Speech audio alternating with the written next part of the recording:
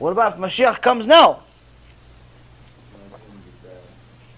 Is it going to be the same as Egypt? Because it says in the book of Jeremiah and several other places that the miracles and the events that happened in the times of Egypt will happen again, the time of the Geulah, the time of Mashiach. Does that also mean that the same percentage of people, same limited amount of people will be saved? That we don't know. Why don't we know? Because everything is subject to TeShuva. If people do TeShuva, we do better.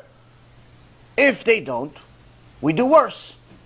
If Mashiach, that everybody is excited for, a lot of people that are especially secular people, or people that don't keep much, they're excited for Mashiach to come because they think the Mashiach is going to solve all their problems. In reality, they should actually read Tehillim for him not to come. Because if he came, they're doomed. There's no more TeShuva. Meaning, if Mashiach shows up, Rabotai, right now, we're finished. Whatever you are, you are. This is why the Chachamim in the Gemara Masechet Sanhedrin, even the great Rabbi Eliezer HaGadol, the rabbi of Rabbi Akiva, said, I want the Mashiach to come. I just don't want to be alive when he does. It's going to be very hard times. Meaning the Chachamim told us, don't worry about what's going to happen after Mashiach comes. In fact, the Rambam says that learning about what's going to happen after Mashiach comes is a complete waste of time. A lot of people love to talk about, oh, are they going to do this? And what's going to happen with the planets? And what's going to happen with food? And are people going to give birth? And are people going to eat? And are people going to work? And is there going to be still war? And no war? And money? And Bitcoin maybe is going to take over? Or maybe it's Ripple? Or is it? What's going to happen when Mashiach comes? Rambam says you're wasting your life learning about any of these things. Why are you wasting your life learning about it? He goes, because learning about what is going to happen after Mashiach comes is not going to help your Yirat Shamayim or your Avat Hashem. Meaning, it's not going to help either one of the things that's going to get you to survive Mashiach. There's plenty of people like to talk about Mashiach. Little do they know that if he actually came right now, they would be the first to be destroyed. Uba leTzion Goel leshave pesha b'Yaakov. The Goel, the Mashiach, is coming to help those that used to be posheim, used to be criminals, used to be people that didn't, that before they did tshuva. He's coming to help the people that were ba'alei tshuva. What's ba'alei tshuva? Everyone. Doesn't matter who your parents are, if you grew up frum, you didn't grow up frum, if you think you're frum, if you're not frum. It's irrelevant. You did tshuva, you're okay. You didn't do tshuva, you have a problem. If you don't think you have to do tshuva, you have a worse problem. Many people that keep Shabbat and a few mitzvot and learn a little bit every day, they're convinced they don't have to do tshuva. Little do they know, they may actually have to do more tshuva than a secular person has to. Why? There's a lot more expected from them. There's a lot more expected from you once you know. Meaning, the guy that thought he was a donkey his whole life, thought that him and the cow were boyfriend and girlfriend, and now he discovered, oh, listen, the cow I just get milk from and we eat it sometimes, not together though, and I have to keep Shabbat, and I do it on Shabbat. Good. Okay, so he starts keeping Shabbat, starts keeping kosher. It's very, very basic guy. He just started doing Tshuva Baruch Hashem. Hashem is very happy with him. Why he's happy with him? He just went from being a cow to being Adam, to being a human being, to being a Jew. Being a righteous person. Even if he's a non-Jew and he did Tshuva, he's keeping the 7 Noahide laws, he's starting to control his temper. He's trying to control his bad character traits. Hashem is very happy with him. Why? But he's not tzaddik. He's just basic. Hashem is very happy with him. Why? Yesterday he was a cow.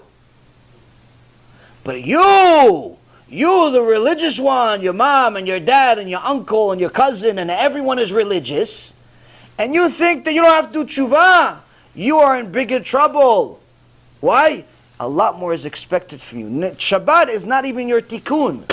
You've been keeping Shabbat since birth. You don't know what it means not to keep Shabbat. Kosher is not even part of the equation. Why? You don't even know where to get non-kosher food bichlal. You don't even have an option to break kosher. Tefillin, you're wearing it all day. It's part of your life. It's like people put jackets, you put on tefillin. These are not your tikkunim. What's your tikkun? You have to work on your midot.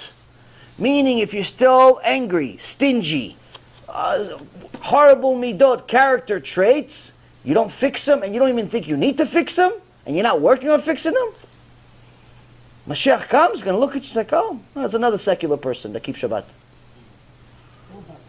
It's another secular person that's keeping Shabbat. You get your schar for Shabbat, but you have to pay for the stuff that you didn't keep. What do you mean I kept all the mitzvot? Yeah, you kept the mitzvot, the exterior. But you did it because it became your second nature.